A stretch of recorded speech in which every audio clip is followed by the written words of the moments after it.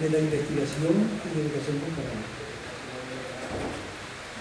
Esta es una cuestión que no va a ser fácil, porque posiblemente, sobre los aspectos que vamos a conversar, cada uno de ustedes tenga una cierta posición y a lo mejor más conocimiento, más saber y más experiencia que lo que vamos aquí a conversar. La palabra y frase generadora que vamos a utilizar con mayor frecuencia, nombrándola o no, es desterritorialización. Y en la intervención que hizo el profesor Bonilla, la palabra y frase generadora que podemos extraer de allí es precisamente desterritorializar. Recordemos que él comenzó por ir a trabajar a una institución dependiente del Consejo, del llamado en ese momento Consejo Venezolano del Niño. Ya se estaba él desterritorializando.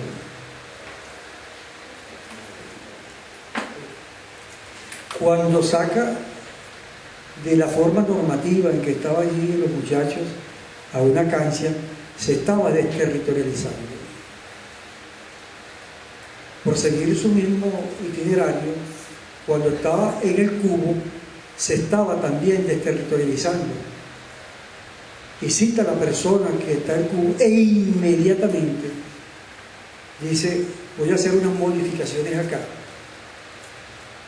Estas modificaciones tienden a tomar parte.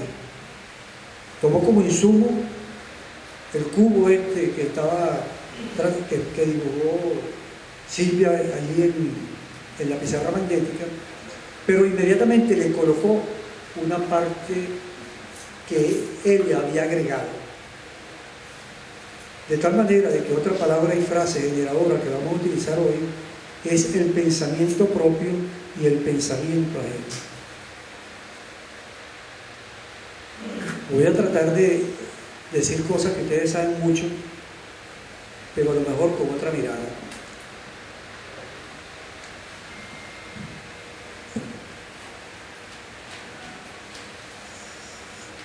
Vamos a fijarnos en dos tipos de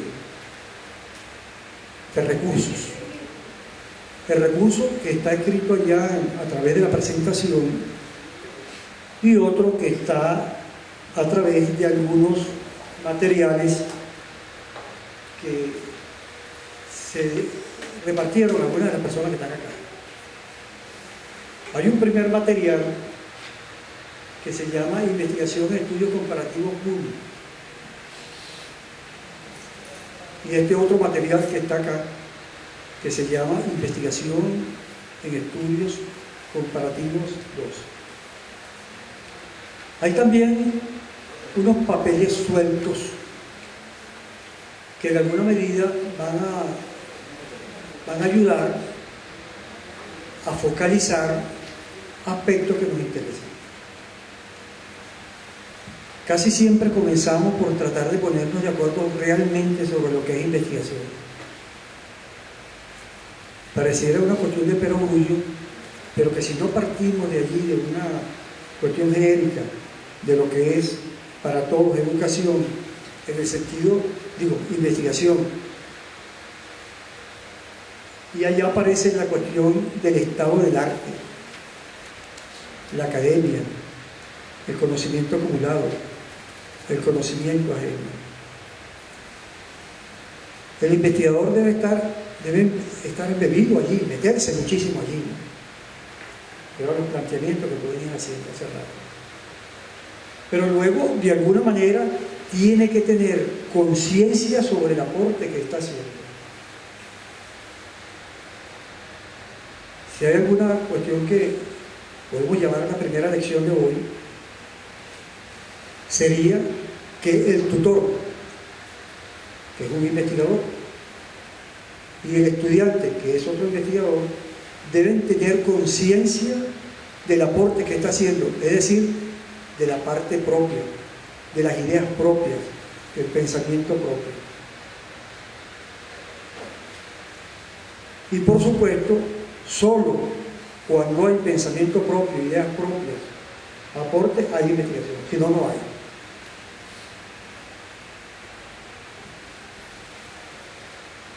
Esto nos lleva de alguna manera a una cuestión de evaluación, ¿no? Debería aparecer en todas las tesis algún lugar donde, posiblemente lo que se llama el marco epistémico o el marco epistemológico, algún lugar donde esté el pensamiento propio, y eso ser el hilo conductor, cuando utilizaste una palabra, el hilo articulador de todo, de toda la coherencia que tiene que tener ese documento que se llama proyecto, o ese documento que se llama trabajo de grado, tesis de grado, etcétera, etcétera.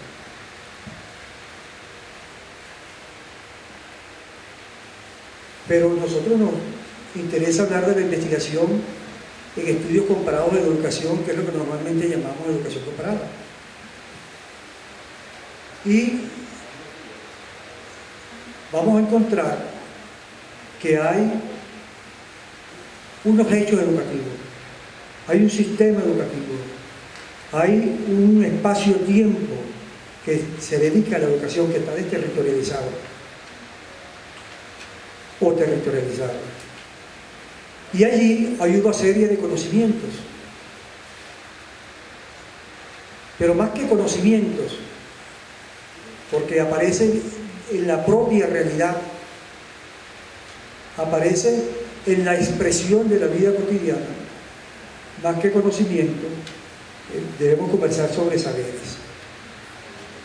Claro que hay una cierta cuestión dentro de esa parsimonia académica, que el conocimiento científico, etcétera, etcétera, ¿no? Posiblemente otra de las palabras y frases generadoras que utilicemos acá es incursionar contra algunas palabras que usamos, que de pronto se tornan vacías cuando nos metemos dentro de una vida cotidiana donde estamos en tiempo de contingencia. Esa contingencia puede ser vista desde el punto de vista teórico, a lo mejor desde la transeducación, la modernidad tardía, etcétera, etcétera. Pero lo que tenemos es una realidad, y en la realidad lo que hay son saberes. Pero esos saberes no están desprovistos de alguna manera interpretativa, de alguna manera no están solos, sino que están metidos dentro de una cuestión práctica. Entiendo, lo entendemos, por algo práctico, cuando no es la propia práctica en sí, que Alejandro Moreno llama practicación, sino que ya tiene un añadido, es decir, que el saber está metido dentro de la cuestión contextual, tiene algo atrás, es la expresión de un lenguaje y de una significación y de una simbolización de la persona, es decir, es un saber práctico, es un saber que está metido dentro de una praxis, la praxis que está dentro de la vida cotidiana de cualquier estructura de carácter jurídico que nosotros le querramos colocar, por ejemplo, sistemas educativos, o los que aparecen en esas estructuras que aparecen dentro de la parte legal, como por ejemplo las que aparecen en la educación con los niveles, etcétera, etcétera. Y proceder a hacer una comparación sistemática. ¿Cuánta razón hay en que una cosa es la comparación como forma de pensar y otra cosa es la comparación como sistema? ¿Pero qué es un sistema? Bueno, allí hay algo que nos puede ayudar.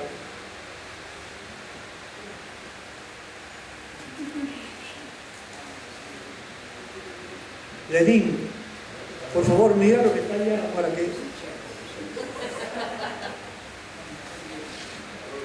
Ya lo vi. Un sistema es un cuerpo complejo, lleno de complejidades. Dice un profesor del pedagógico, se llama Fernando Apurua, que contrario a lo que se piensa del pensamiento complejo, que es para mentes de una gran academia, muchos títulos, etcétera, etcétera, es la vida cotidiana la que contiene los elementos necesarios de esa complejidad. O sea, la complejidad tiene su asiento en la vida cotidiana. Allí está la realidad y está el reflejo de la realidad. El espejo es el reflejo de la realidad. Y vamos a ver que ese cuerpo, ese corpus, ¿verdad?, complejo, es un reflejo de la realidad, pero ¿qué refleja? Esas cosas que están allí.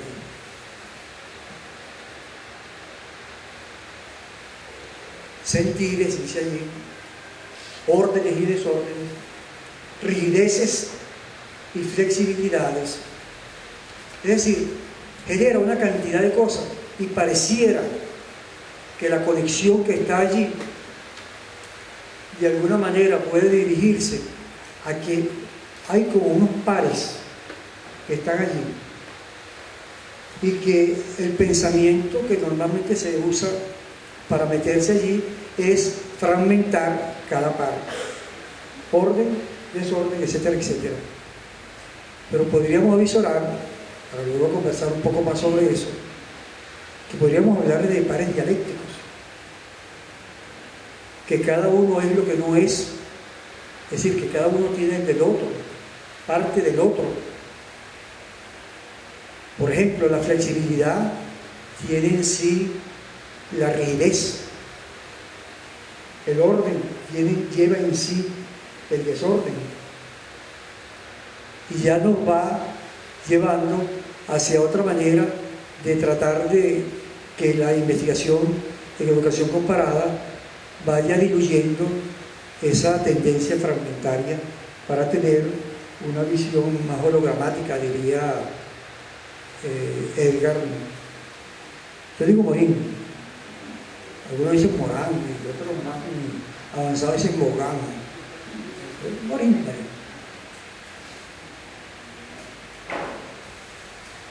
Pero ¿para qué? ¿Para qué ir allí?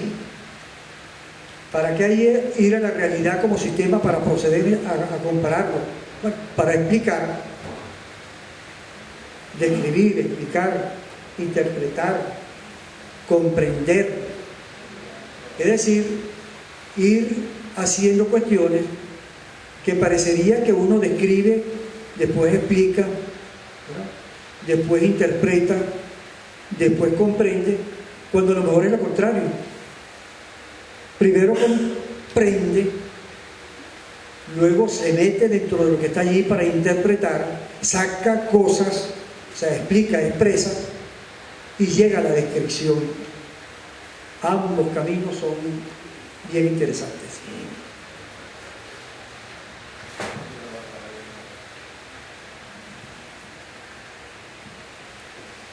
Si queremos hacer un resumen hasta aquí, diríamos que una vez que clarificamos lo que es la investigación, estamos diciendo que la investigación en educación comparada tiene que ser sistemática.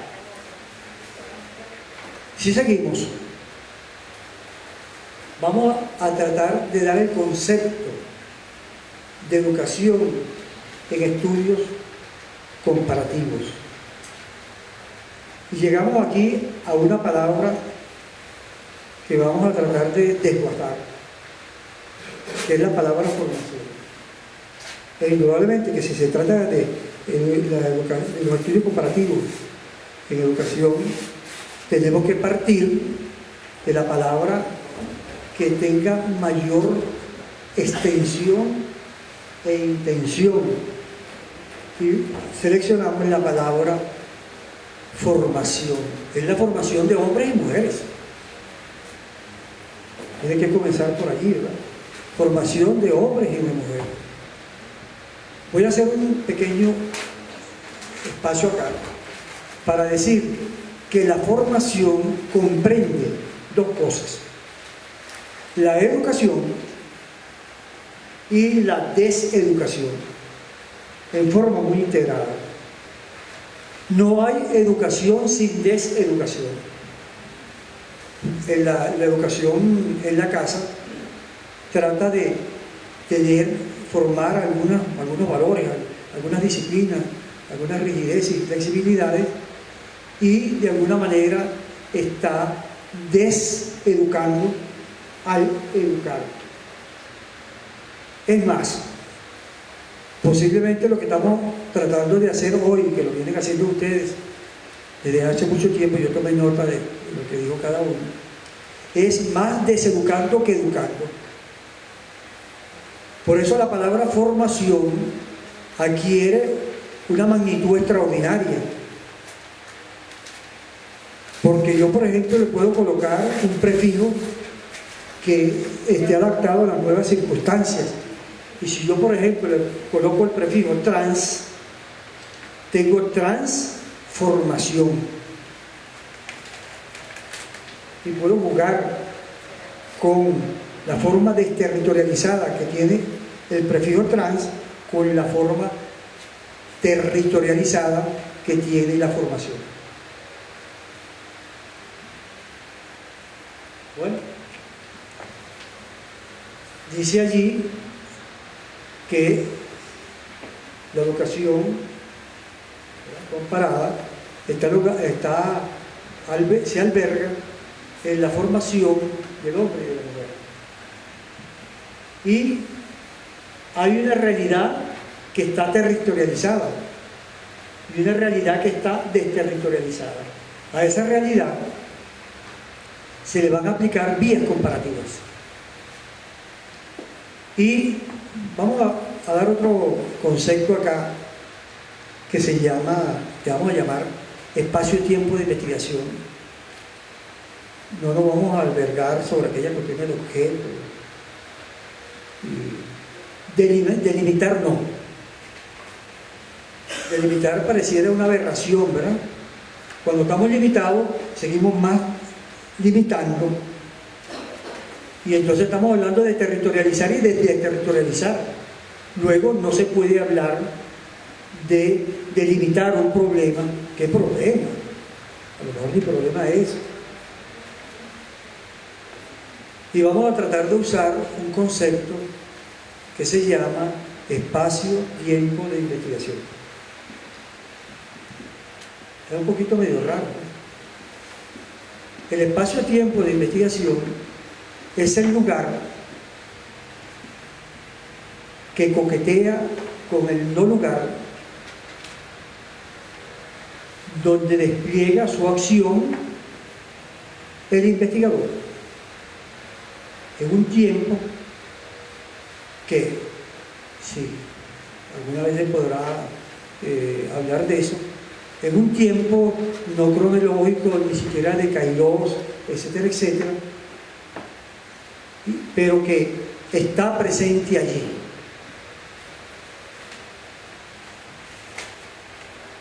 Vamos a hablar un poquito de esto de no lugar. Casi siempre la gente dice, bueno, ¿dónde es tu espacio-tiempo de investigación? En tal parte. Puede ser muy amplio, pero la gente lo coloca y le va colocando fronteras. Entonces vamos a suponer que sea el Centro Internacional Miranda, mi espacio-tiempo de investigación.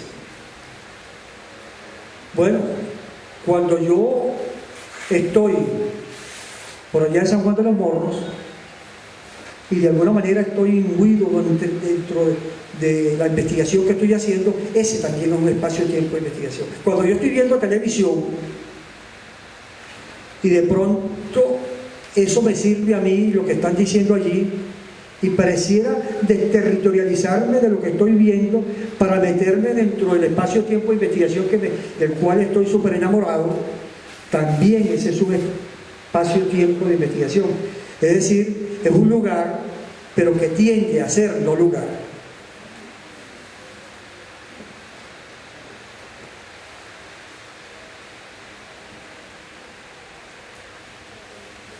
Dice allí que debe haber una realidad indagada. La realidad indagada era en el ejemplo que pusimos, era la muchacha rellenita, ¿no? Benigna, que era rellenita. ¿Ah? Mala, amor. La realidad indagada. Podemos decir que hay dos momentos. Un momento uno, que es conocer la realidad indagada, y un momento dos, que es de la comparación sistemática. Eso va a ser una cuestión bien importante. Posiblemente el momento uno sea en donde tengamos casi siempre la mayor información, formación, experiencia. Y en el momento 2 es el que estamos tratando de construir. Es decir, el de la comparación sistemática. No es el de la escuelita tal. Escuelita no una cuestión peyorativa, sino es la forma comparativa, casi siempre por juxtaposición, donde tomo una serie de, lo vamos a llamar posteriormente, de núcleos se llaman de núcleo de significación comparativista, que están prehechos. Alumnos, representantes, etcétera, etcétera, donde cada quien tiene un territorio y tiene fronteras que están bien específicas, ¿no? Con relaciones de poder, etcétera, etcétera.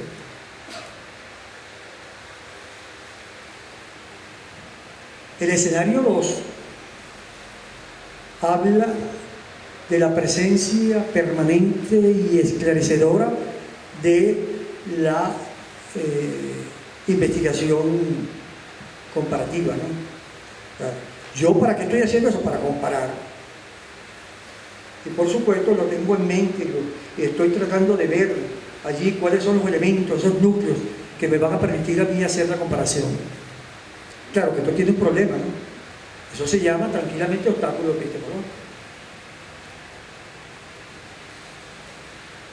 Pero también está bien metido que voy a estar pendiente de buscar cuáles son esos núcleos de significación que me van a permitir comparar.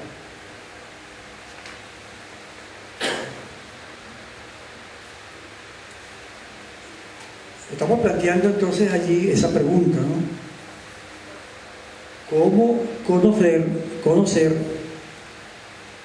impregnarse de realidades educacionales? Generalmente se hace a través de un diagnóstico.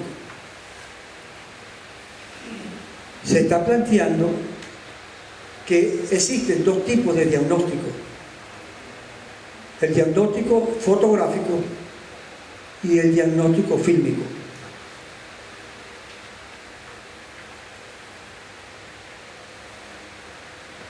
El diagnóstico fotográfico tiende el investigador a ir a una realidad, puede ir hasta varias veces, pero toma fotografías, toma nota sobre aspectos que tienen que ver con cuestiones contextuales. A lo mejor llega a una casa y ve los retratos, o a lo mejor le toma fotos a los retratos, al jardín, etcétera, etcétera. Le pregunta algo a algunos sujetos significantes, pero son fotografías. Y al final yo tengo como un álbum fotográfico. Pero como quiera, que el investigador debe ir detrás del acontecimiento, que de alguna manera, por tener un carácter primordial, contiene las especificidades y características que pueden identificar y diferenciar a esa realidad que está allí. Entonces, podemos decir, un poquito atrás, la anterior. Bueno, que la diagnosis apresa, la diagnosis fotográfica apresa, circunscribe el conocimiento, circunscribe y trabaja sobre el conocimiento, por cierto. Mientras que la diagnosis fílmica libera los acontecimientos, libera no, sale. Igualito como cuando uno tiene en una filmadora, por ejemplo, aquella que se llama Super 8, va tomando y tomando fotos, muchas fotos, pero que tienen un movimiento, porque los hechos educativos están en movimiento. Y esos movimientos tienen conflictos. Y esos conflictos están metidos dentro de las contradicciones. Entonces, de pronto, en ese permanecer en el espacio-tiempo de investigación, aparecen acontecimientos que fueron negados por el álbum fotográfico. Y está apareciendo el real acontecimiento. Es decir, aquel que contiene lo que vamos a llamar el organizador básico de ese sistema. Lo que ese sistema, si yo le quito ese organizador básico, deja de ser tal.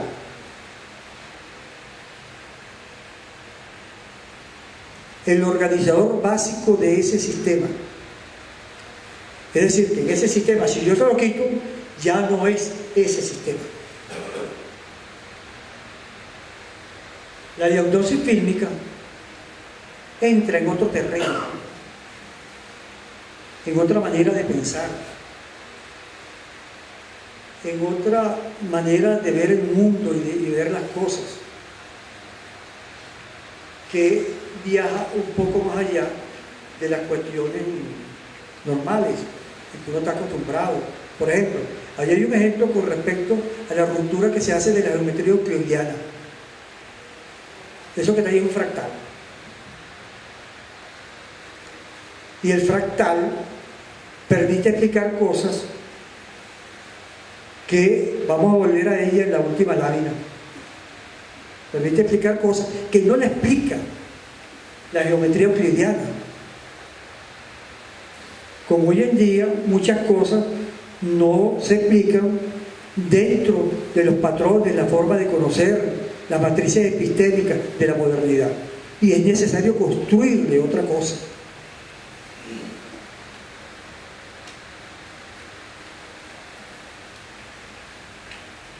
Vamos a meternos de lleno dentro de una tesis que venimos transitando desde que comenzamos a hablar, que es el acontecimiento.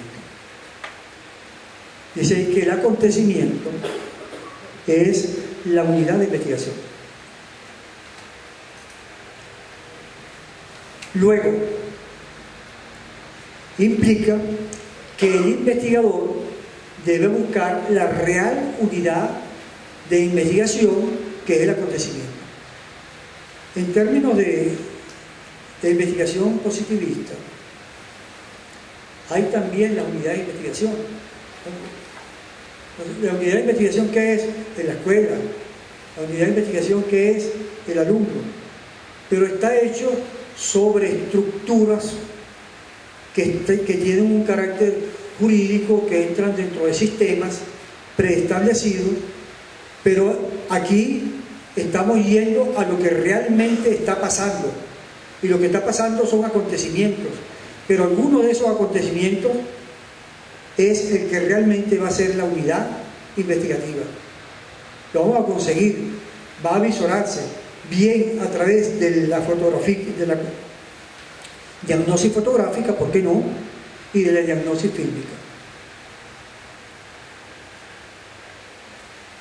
Ya dijimos que contiene, por ejemplo, ahí aparece algo, una fotografía. Puede aparecer otra, donde una señora se estaba llevando una cosa. Decía la extensión de esa comunicación que se hizo dentro de algunos estratos de la sociedad. Eso, al verlo fílmico, se descubre que no era que la señora la estaba llevando, sino que la señora lo había comprado y enseñó la factura. La diagnosis fílmica va reseñando cuál es el real acontecimiento y esa va a ser la unidad de investigación. Llamamos tesis. Vamos a hablar ahí de varias. A un conjunto orgánico de descripciones, explicaciones, comprensiones. Haces así, y yo creo que me estás enseñando que me falta el tiempo que me falta. Laurita, que haces así, y me parece que me estás diciendo. Entonces, bueno, vamos a seguir. La tesis 2. Bueno, decía lo que era tesis. La tesis decíamos que era un corpus, una cuestión orgánica que permitía explicar, transformar, etcétera, etcétera, bajo una visión determinada y que permitía, facilitaba al desglosar eso que está allí, hacer algo que nos permitiera estudiar, avanzar, profundizar sobre si lo que estaba allí, la forma como estaba organizada, los patrones y categorías que estaban usando, eran o no eran. Y por ejemplo lo hacía mucho Santo Tomás de Aquino, ¿no? O Tomás de Aquino. Tomás de Aquino tenía su tesis y decía argumentos a favor, argumentos en contra, y luego hacía una especie de síntesis, ¿no? Y se hace también a través de aquello que llamaba tesis, antítesis, síntesis. Bueno, vamos a leerla. Dice: la emergencia de las cualidades esenciales y existenciales, el ser, aquello que llaman la parte óntica, no la parte ontológica, es otra cosa, mucho más. La parte óntica del acontecimiento aparecen bajo la forma de núcleos de significado. ¿Está ahí? Hay que encontrarlos.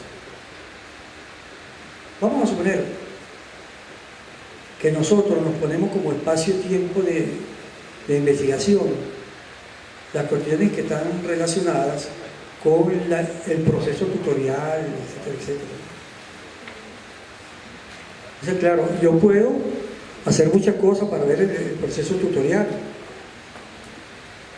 Este es un escenario desterritorializado del proceso tutorial, porque lo que estamos hablando aquí, desde que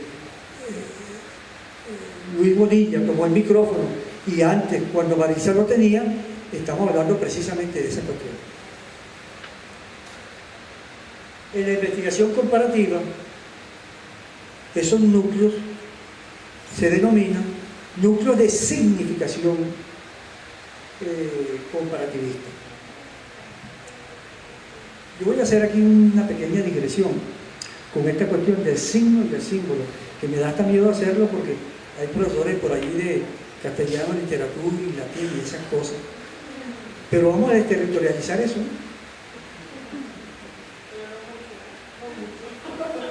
El signo es cuando yo hago la explicación de algo sin olvidarme nunca de lo que está allí de referente. Voy y vengo, pero con el referente, el símbolo. El signo es igual, es una representación, pero que tiene la característica de que tiende a independizarse, es decir, se sale del referente y camina y puede tomar un camino solo. De tal manera de que si nosotros fuésemos a hablar en verdad de núcleos, deberíamos hablar de núcleos de simbolización y no de significación. Pero vamos a hacer esa concesión a la academia.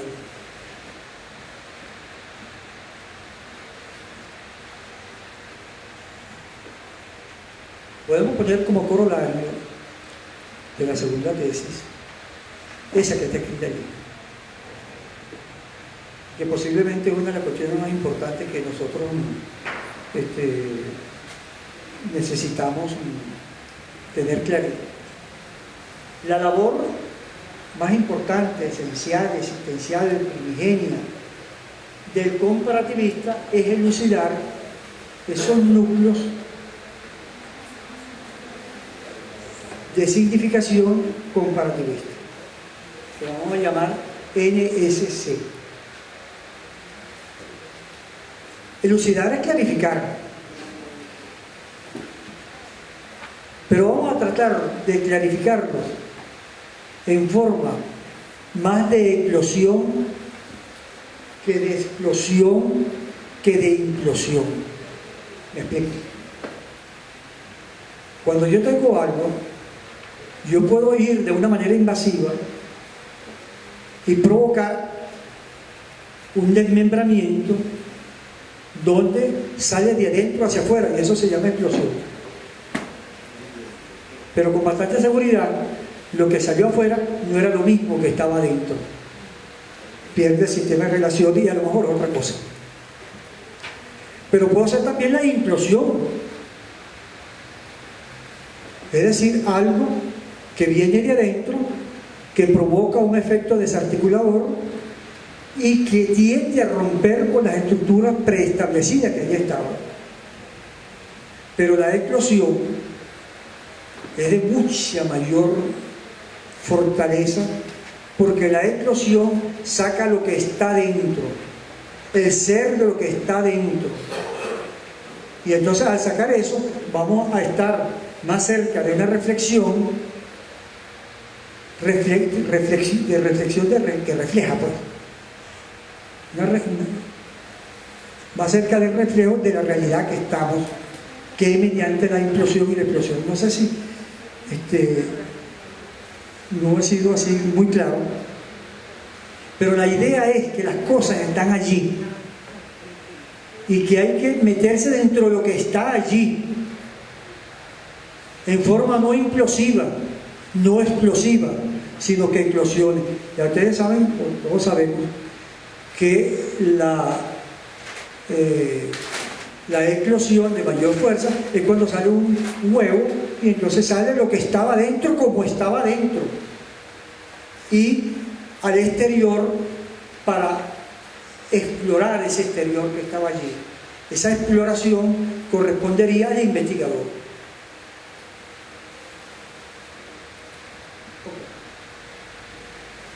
Bueno, allí estaba una cuestión robada a internet, lo que está en la parte de atrás.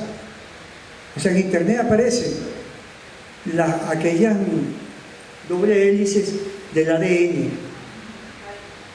y entonces le colocamos cosas, ¿no? Entonces ya es más de nosotros, es decir, ya dejó de ser ajena. ¿Cuánto de ajeno? Pero ya dejó de ser ajena.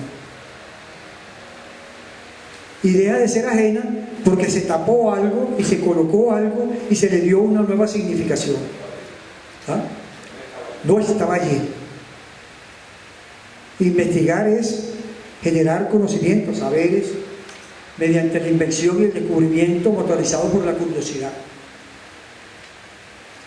Entonces tenemos allí el investigador comparativista, ¿verdad? Anda buscando el acontecimiento. ¿Por qué? Porque ahí están los núcleos de significación que le van a permitir hacer la comparación. Y dice que los núcleos de significación comparativista son las unidades de la comparación sistemática.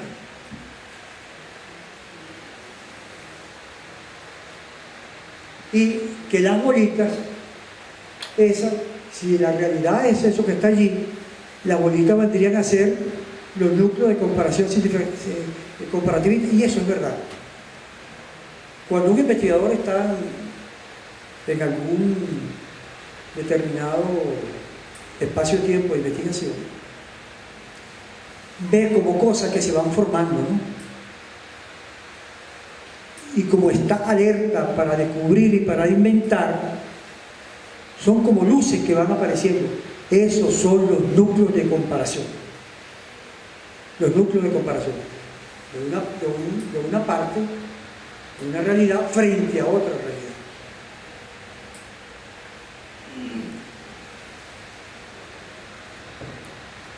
Tesis 3. La tesis 3 dice, al comparar los núcleos de significación comparativista de dos realidades educacionales, se pueden diseñar políticas de transformación de esas realidades. Porque se fue a lo que realmente estaba ya aconteciendo. Que al estar acorde con las cualidades esenciales y existenciales del ser del acontecimiento, adquieren la sustentabilidad y la sostenibilidad necesarias para un desarrollo radical. Noten que andamos viviendo aquella cuestión de desarrollo sustentable, sostenible, endógeno, endogámico, exogámico. Radical, el que estaba allí, el que viene de la raíz.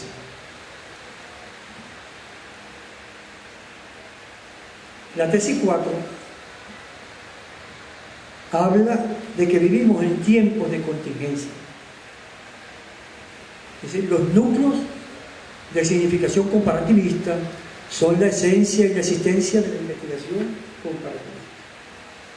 Ellos representan las formas simbólicas y significativas que están presentes en realidades donde hay la presencia conjunta de certeza e incertidumbre. La ciencia, el llamado método científico. ¿Qué método científico? Ciencia, ¿cuál ciencia? Aquella que nos enseñaron que la ciencia es un conjunto realizado de conocimiento sistemático relativo a nuestro mundo físico, que es hecho por hombres y mujeres y que tiene un objeto y un espacio determinado. Eso es mentira. Hoy en día eso es mentira. ¿Por qué es mentira? Porque está basado en la certeza. Y vivimos en tiempos de incertidumbre. Yo venía hoy de la casa de mi mamá en El Paraíso, en Las Fuentes. Como está cerquita de la autopista, mis hermanas me dijeron, no, pero te puedes ir a las 8. ¿A qué hora tienes que estar allá? A las 8:30. ¿Ah? Yolanda. Pues precisamente Yolanda. Me dice, no hay problema, vamos. Es sábado. Y los sábados no hay el tráfico, porque eso como está cerca de la autopista, ahí se tranca. Para entrar, para salir de mi casa, la casa de mi mamá, a la autopista, que es a la media cuadra, puede tardar media hora, o puede tardar 5 minutos, en días normales. Y se supone que el sábado no debe haber problema, y si lo hubo. Es decir, llegué hasta. ¿Por qué? Porque hay certezas. Pero no es que hay certeza con certeza e incertidumbres.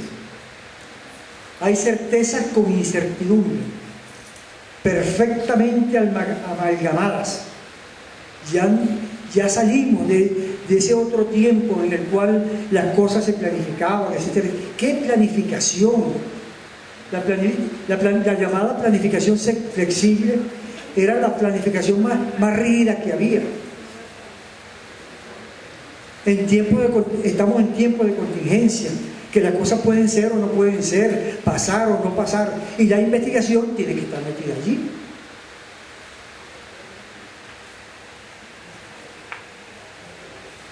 Esta es la última lámina de esta primera parte. Y yo decía, allá cuando vimos ese fractal, ¿se acuerdan? Cuando vimos, si quiere devuelve un poquito ahí para ver el fractal.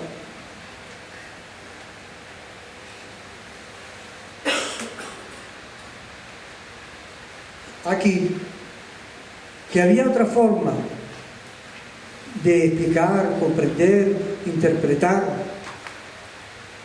los acontecimientos o las cosas físicas, ¿no? ¿Cómo se mide una costa que tiene entrantes y salientes?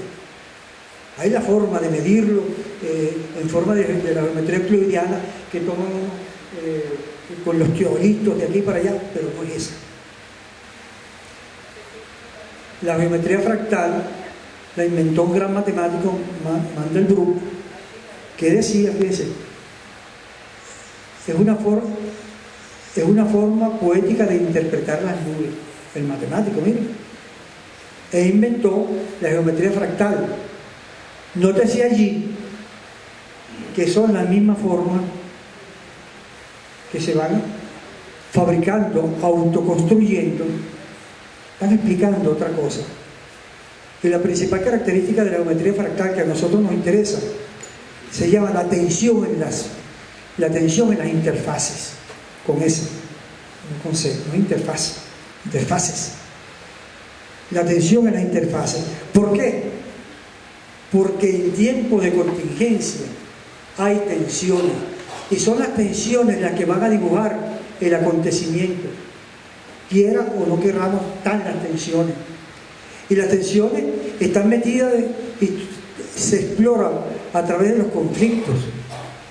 Y los conflictos que están en la realidad, cuando uno los saca de allí, pueden eventualmente dar cuenta de que allí hay contradicciones. Las contradicciones no pueden estar en la realidad, las contradicciones no están en la realidad.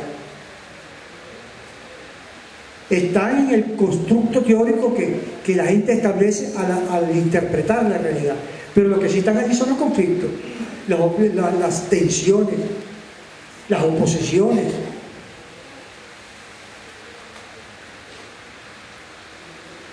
Y entonces tenemos eso allí, ¿verdad?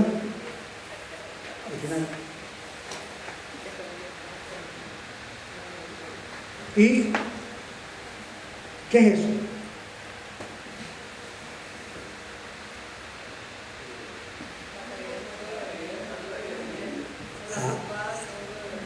Ok, la caída del muro de Berlín. Eso que ustedes acaban de decir se llama interpretación. Es decir, la observación que han hecho, descripción, más el pensamiento previo, da algo que se llama interpretación. Pero la interpretación que se da a través de las ciencias sociales, de la ciencia humana, del espíritu, a través de cualquier tipo de ciencia integrada, e inclusive del pensamiento complejo, no permiten explicar eso que pasó. Tendríamos que meternos de alguna manera dentro del pensamiento de esos soldados que están allí observando lo que está pasando, dentro de la acción de la persona que está con él, dentro de la misma pared, que no es la pared, que está llena de praxis, que tiene conocimiento, que tiene saberes prácticos. ¿Quién nos puede dar unas luces sobre lo que está aconteciendo allí? La cuestión fractálica. Yo los invito a que se metan dentro de la fractalidad. Primero que son sumamente, las imágenes son sumamente hermosas.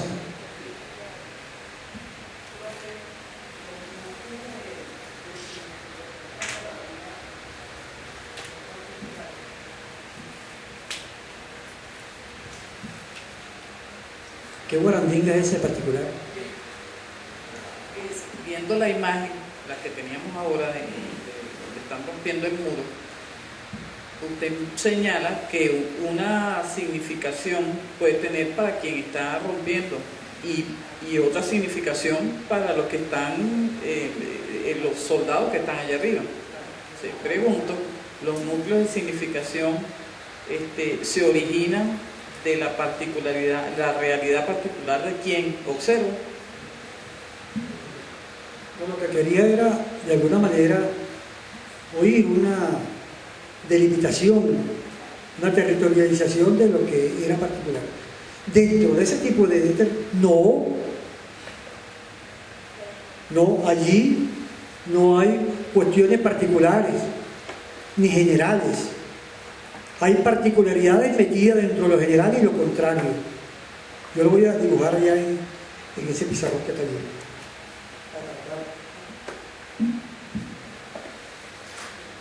Lo estamos diciendo que estamos desterritorializando, porque es su esencia, los núcleos de significación comparativa.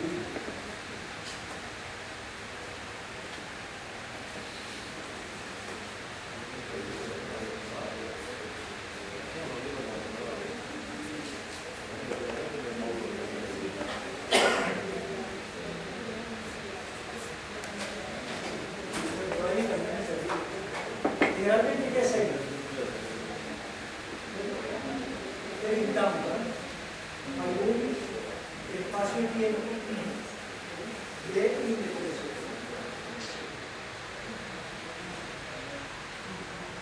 Nos podemos colocar afuera.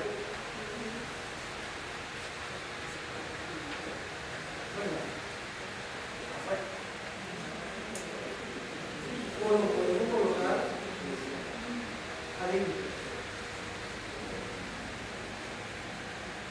Pero seguimos territorializados.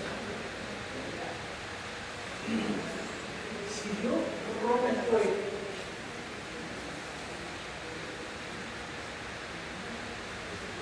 de tal manera de que ahora voy a colocar aquí, no afuera hacia adentro, sino dentro hacia adentro, porque ya forma parte de lo que ya lo conozco.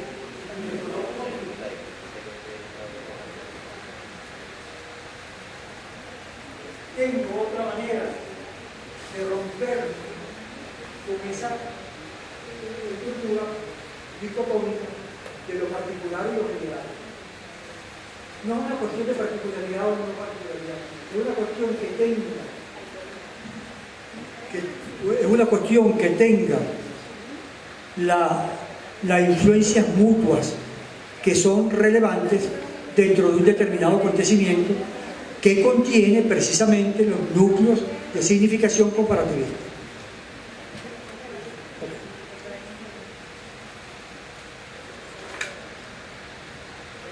Pero, a decir verdad, necesitamos meternos dentro de los métodos de investigación desde la mirada de la comparación sistemática. Por ahí tenemos otro trabajo.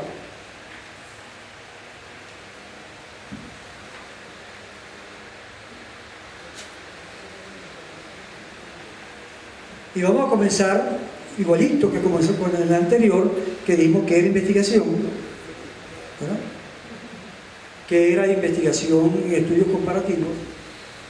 Vamos a meternos en el método desde algún concepto, ¿verdad? Y vamos a partir mucho de la academia. Es decir, allí en esa lámina aparecen la cuestión etimológica, la palabra método. Cuando se le pregunta generalmente a las personas sobre método, dicen camino, y están en algo, ¿no? Es correcto. La palabra método tiene que ver con esas dos expresiones que están ahí. Beta, que quiere decir a lo largo, y oro, el camino. Y el lugar común es a lo largo del camino. Pero el método es un poco más complicado y más complejo. A mí me gusta el concepto de método que hace Morin desde una mirada latinoamericana, porque Morin es más conocido en Latinoamérica que en Francia. En Francia hay escuelas y cada escuela tiene su egos, y entonces dentro de esos egos no se dejan penetrar una interpenetración por otros pensadores que no pertenezcan a esa escuela y que no manejen la cuestión editorial, etcétera, etcétera. Morin se vuelca hacia Latinoamérica. Ayer un profesor que fue viceministro de la Bolivariana, decía que él un día estaba en una conferencia en México y de pronto estaba hablando y fue, dice él, y Morín a hacerle una pregunta, por supuesto con el traductor. Es decir, Morín tiene una presencia física y una presencia intelectual en Latinoamérica. Y este concepto, que no me lo acuerdo bien, que voy a dar, es de Morín, Siurama y Mota. Ese Mota, Siurama con C, Siurama y Mota. Ya le estamos viendo la presencia no mexicana, sino brasileña. Estamos allí en Brasil. Ahí él está muy metido dentro de algunas universidades brasileñas. Y el concepto de método comienza así. Es un camino que se piensa. Es decir, ya está indicando que no es algo que se aplica de una manera acrítica, sino que es un camino que se piensa. Es un viaje, es una travesía. Es decir, al complejizar, al ponerle los bucles que él utiliza, recursivos, está diciendo que el método es algo más que tomar métodos, ¿verdad? Y al tomar métodos se toma toda la estructura teórica que tienen esos métodos, la forma donde fueron generados. Tú los estás tomando al tomarlos en forma crítica. Los puedes tomar, pero pensados. En una forma muy dicotómica, que trata de romper allí la figura, podemos hablar de dos métodos: métodos construidos y métodos prescritos, con prescripción. Creo que allí dice algo de que son una receta, tienden a ser una receta. No tiene nada de malo tomar los métodos prescriptivos, no tiene nada de malo. Podemos inclusive hacer toda un encuentro para hablar de la construcción, para hablar del constructivismo, para hablar del construccionismo. Pero aquí, construcción, y le podemos cambiar el nombre ya, si queremos. Tiene que ver con que la gente está metida dentro del espacio-tiempo de investigación y está viendo cómo tratar de abordar ese espacio-tiempo de investigación, abordarlo, está viendo cómo está haciendo. De tal manera de que la forma de entrar se está fabricando constantemente, se está viendo, se está cambiando en función de lo que está allí apareciendo, que es lo que generalmente hacemos nosotros, ¿no?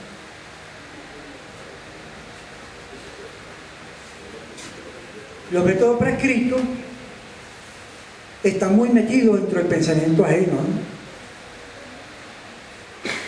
Tomando esta caricatura de los Simpsons,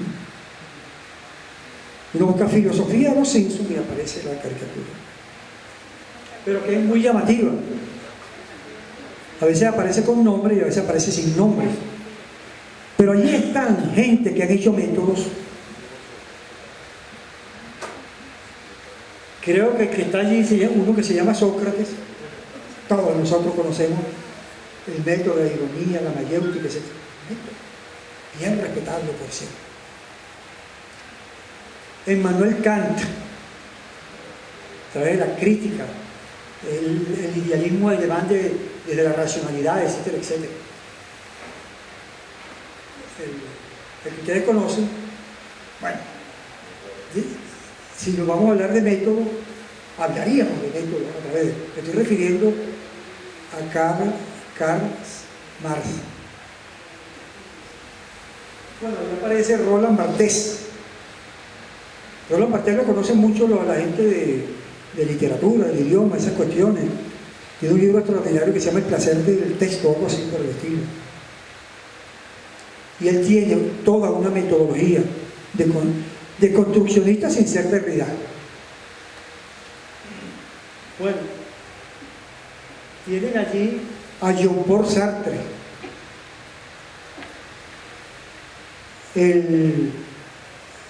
la mente más esclarecedora del existencialismo que inventó Heidegger, que no era existencialista, pero es el padre del existencialismo Heidegger, y lo lleva a su máximo esplendor el amigo Jean-Paul Sartre. El ser y la nada tiene un método. Tenemos allí, por ejemplo, a Michel Foucault. Es decir, si vamos a hablar de relaciones de poder que están metidas dentro de los acontecimientos, de alguna manera tenemos que ir a esos autores que nosotros llamamos autores radicales, es decir, autores que están en la raíz de lo que andamos buscando. Hablamos de autores radicales, hablamos de autores emergentes. Cuando un investigador llega al autor radical es porque ha hecho ya un paso extraordinario investigativo.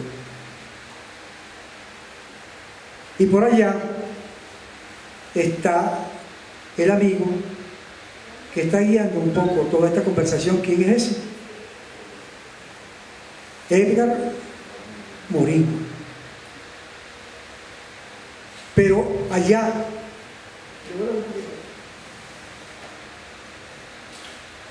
lo que caracteriza a los métodos prescritos, lo que caracteriza a los métodos prescritos, el anterior, el que sigue. No, el que sigue.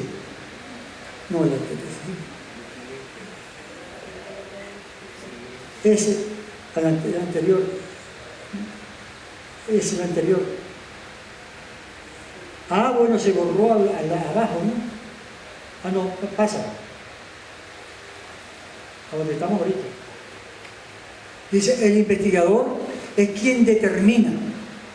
Y eso es lo que nos da la conceptualización de lo que es prescrito, ¿no? En los métodos construidos, el investigador está metido dentro de la realidad. Para nosotros la realidad siempre va a ser una nube. Una nube es una forma extraordinaria de expresar lo complejo. Increíblemente las nubes no tienen límite.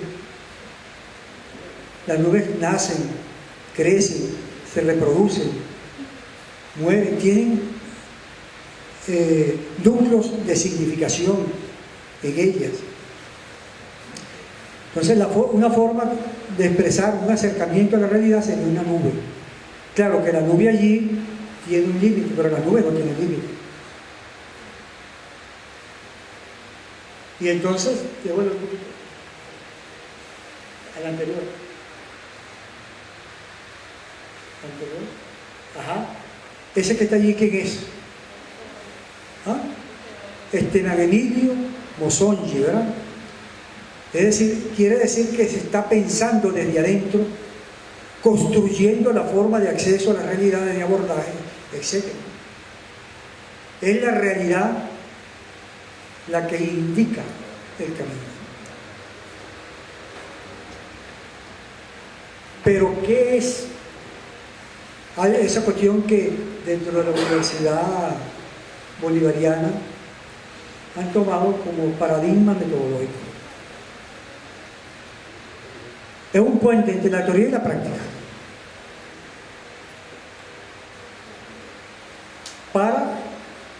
Y en el intermedio entre la teoría y la práctica aparece el método. Entonces tenemos paradigma metodológico. A través del método llega a la práctica, a la praxis, a la realidad.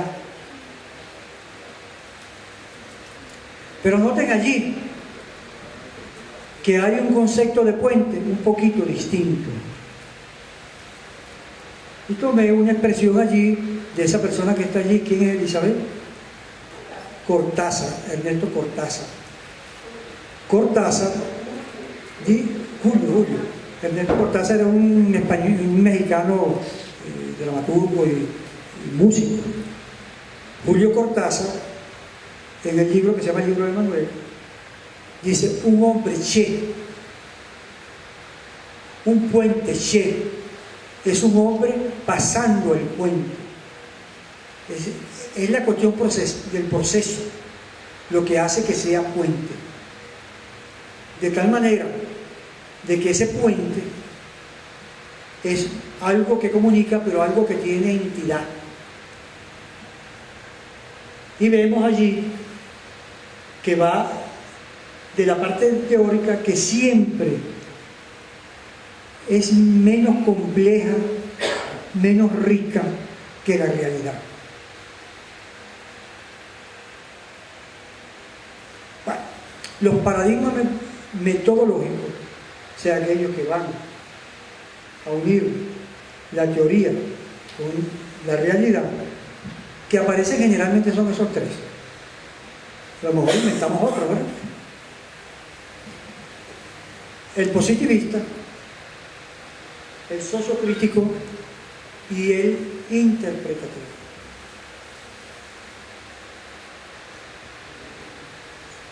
La educación comparada, o sea, los precursores y esa gente maravillosa que llevó a la educación comparada a ser una disciplina, ellos estaban en tiempo en el cual algo para hacer ciencia tenía que ser positivista. Y por supuesto tenían que inventar métodos que, tratando de salirse de ellos, y a veces se salían, pero seguían utilizando los nombres positivistas. Ese libro maravilloso que está por allí, de Alejandro Togores, que se mencionó anteriormente,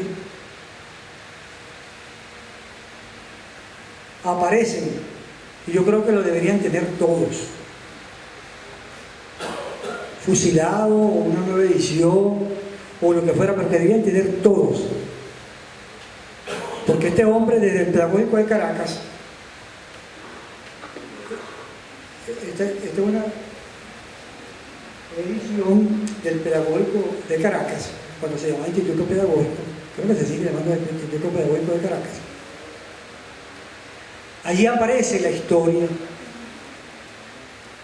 y él le dedica, digamos, vamos a poner que eran 100 páginas, le dedica como 97 páginas a la vía positivista. ¿Quiénes eran las vías positivistas?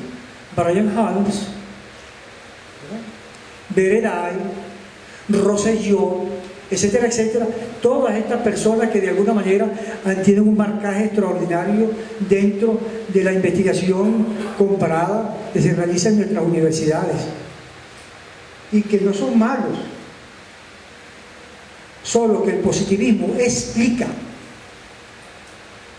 y los hechos socioculturales no se explican, se comprenden, se interpretan, etcétera, etcétera. Es decir, no es que sea malo el positivismo. El positivismo es malo cuando es hegemónico. Es el método científico, es la racionalidad científica asociada al positivismo, etc. El otro método, vamos a pasar. Allí está un poco expresado eso, ¿no?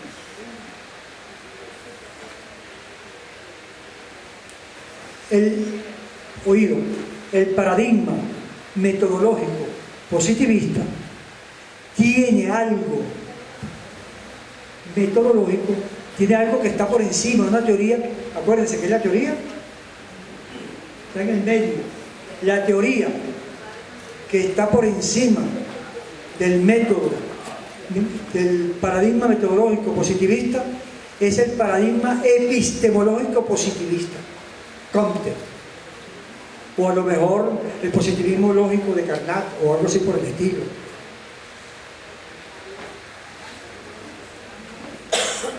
Y que habla de un solo método científico, un solo conocimiento verdadero.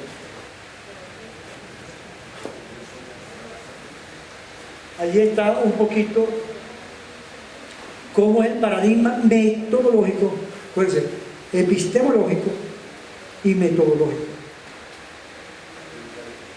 Eso lo podemos pasar a todito, ¿no? Allí indica los pasos del método científico. Entonces, el caso, por ejemplo, de Brian Holmes, Brian lo que tomaba eran esos pasos y los adaptaba, los orientaba acerca, alrededor de la investigación en educación comparada. Lo mismo hacía Veredey, solo que no llamaba educación comparada, sino llamaba pedagogía comparada. Y estaban allí. Bueno, ¿en qué consiste? Se acumulan hechos. Ellos acumulaban hechos. Se trata de agrupar esos hechos, inclusive hablan en hipótesis.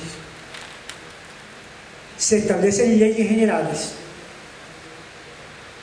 Hay una cuestión primordial y esencial que es la predicción. Y así se hacía. Pero predecir ¿para qué? Para que las personas que tomaban los estudios comparativos pudieran sustentar las políticas de transformación que iban a haber, pero que estaban cojeando, porque estaban buscando un método explicativo frente a la cuestión sociocultural que amerita unos métodos que estén más enraizados al comprender, al interpretar, etcétera, etcétera.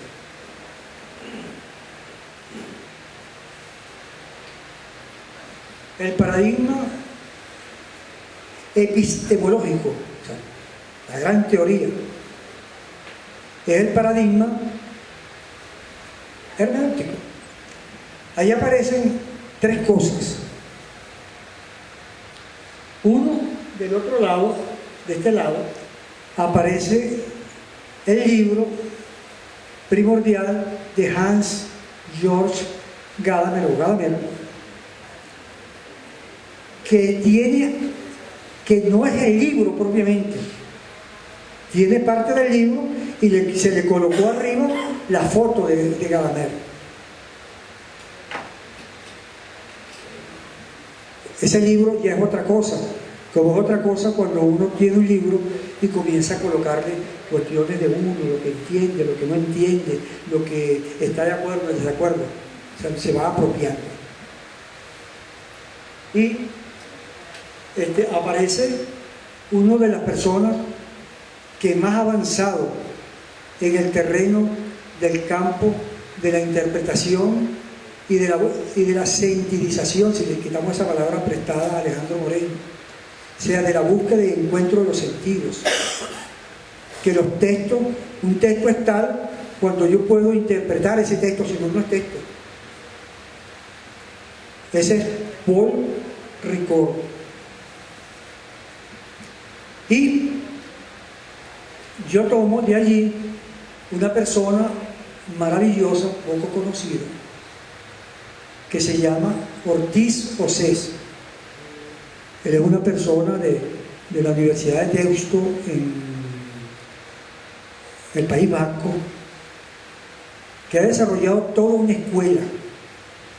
Ellos comenzaron a estar por aquella cuestión de simbolización de la escuela de Eranos, Casillero, etcétera, etcétera. Y luego fueron metiéndose desde su propio regionalismo y tienen una vía interpretativa de apalabramiento de una alta calidad. Y hasta allí un libro sobre él que se llama algo así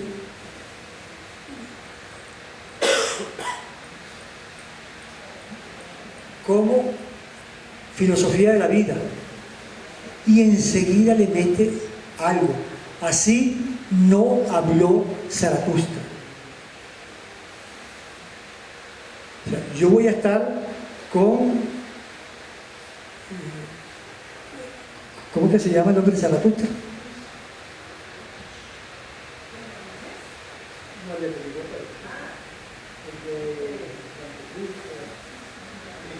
Nietzsche, Friedrich Nietzsche. Y en la página, yo quisiera...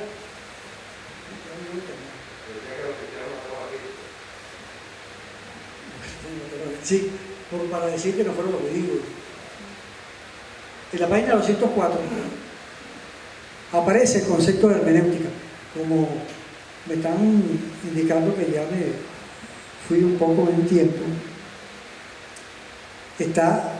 la síntesis es esa: arte y ciencia de la interpretación. La hermenéutica es el arte y ciencia de la interpretación. ¿Y cuál es la primera desterritorialización que él hace? Que hermenéutica tiene el prefijo ica, y el prefijo ica es ciencia, sería ciencia de la interpretación, y enseguida le dice que ciencia y arte de la interpretación. Yo creo que, por ejemplo, cuando esos doctorados que dicen doctorado en ciencias de la educación, ¿cuál ciencia? ¿Cuál educación? ¿Es la educación ciencia? ¿O hay varias ciencias? ¿O es arte? ¿O hay de arte y ciencia?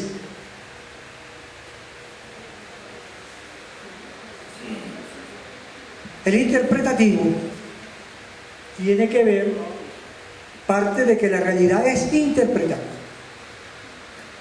Habla allí de símbolos, de significados, de símbolos, y habla de los discursos. La realidad susceptible de ser comparada tiene discursos. Esos discursos generalmente dice que son discursos orales o discursos escritos, o se extiende a una obra arquitectónica, es un discurso, o un cuadro es un discurso, sino que le pregunten a Velázquez y las meninas. Entonces hay una desterritorialización del discurso en la búsqueda de los núcleos de significado.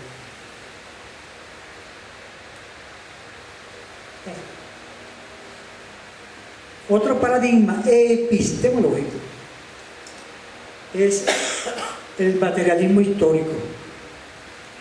Ahí aparece una serie de categorías, no nos vamos a meter con eso.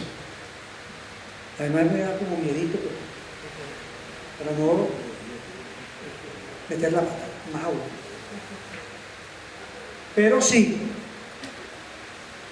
que de alguna parte el materialismo histórico, lo dicen los libros, ¿verdad?, los manuales, que es método y doctrina.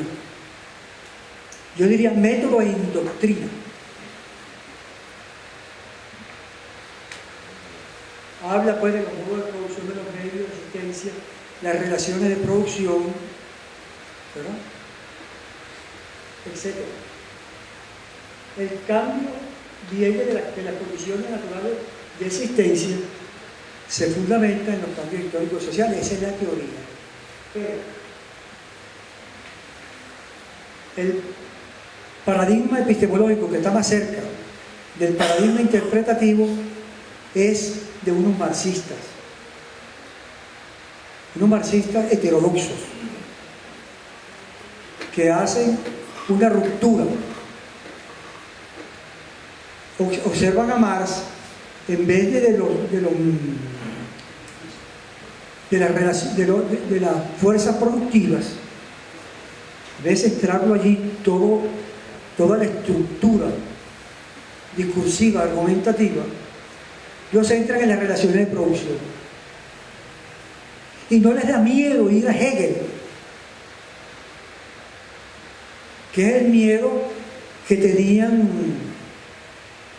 las personas que de alguna manera querían ser marxistas, ¿no? En realidad no eran marxistas, eran marxianos y marxiólogos. Acuérdense de la frase de Marx que decía: lo único que sé es que no soy marxista, para indicar que él no estaba embobado pues, con su propia doctrina como estaban embobados otros. En todo caso, las relaciones de producción los llevan a ellos a una serie de cuestiones donde lo que sobresale, el núcleo de significación que sobresale allí, se llama emancipación. La teoría crítica está en el medio y se desarrolla, etcétera, etcétera, a través de la emancipación. La crítica es una forma de emanciparse. Ahí dice lo que se opone a la teoría tradicional. ustedes saben más de eso que yo, se constituye en una relación dialéctica con la teoría tradicional, crítica a la razón instrumental, y entonces esas personas que están allí de la escuela de Frankfurt,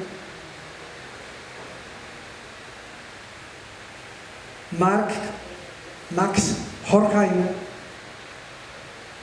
Theodor Adorno, Herbert Marcuse, el psicólogo, Erich Fromm y Habermas, en los dos tomos de la teoría de la acción comunicativa, hace una crítica que viene de la persona que él toma, y por supuesto la toma y la transforma, porque si no, no fuera Habermas, si no fuera los otros disfrazados de cierta modernidad en el tiempo. Y habla creo que el tomo 2, que se llama Crítica a la razón instrumental. Y el paradigma metodológico sociocrítico, creo que fue, alguien habló aquí de un Popkevich, este es otro Popkevich, un sociólogo que es bien metido dentro de la educación, que habla del paradigma metodológico sociocrítico, y tienen esas características. Los discursos de la ciencia deben dar respuesta a los compromisos sociales y culturales. Los acontecimientos sociales investigados están implicados en la unidad teoría-praxis. Los hechos sociales están en constante movimiento y hay tensiones, conflictos, contradicciones. Ahora, ¿qué es lo importante dentro de la coherencia que tiene que tener esa forma que viene de la investigación? La forma que viene de la investigación, que tiene una profunda naturaleza administrativa, son el proyecto y la propia tesis. Tiene que tener una coherencia paradigmática. Esa coherencia paradigmática, o una de coherencia paradigmática, por ejemplo, viene allí. El materialismo histórico y la teoría crítica sustentan lo sociocrítico. Los sociocríticos sustentan el método dialéctico. Y la forma de acceso, de accesar, de abordar la realidad, que es esa nube, está a través de los conflictos. Es decir, que dentro de la unidad de investigación, que es el acontecimiento, voy a fijarme mucho en los conflictos, porque los conflictos llevan en sí las características de ese sistema que está allí presente. Bueno, no acostumbro a hacerle cierres, y mucho menos aquellos cierre de una persona que dijo, etcétera, etcétera. Aquí el cierre sería el siguiente. En alguna medida hemos planteado algunas cuestiones que tienden a tener una posición alterna frente a cuestiones que se vienen manejando de otra manera. No quiere decir que esta sea la verdad y aquella la mentira. La idea es, a través de lo que hemos hablado, a través de la presentación y a través del material escrito, que la persona tengan acceso a eso, que está allí, y puedan decir, bueno, yo estoy dentro de un método construido o un método prescrito, yo le cambié esto y aquello, con la palabra clave que es tener conciencia de, darse cuenta de los aportes que estoy haciendo para que sea realmente investigación. Salud.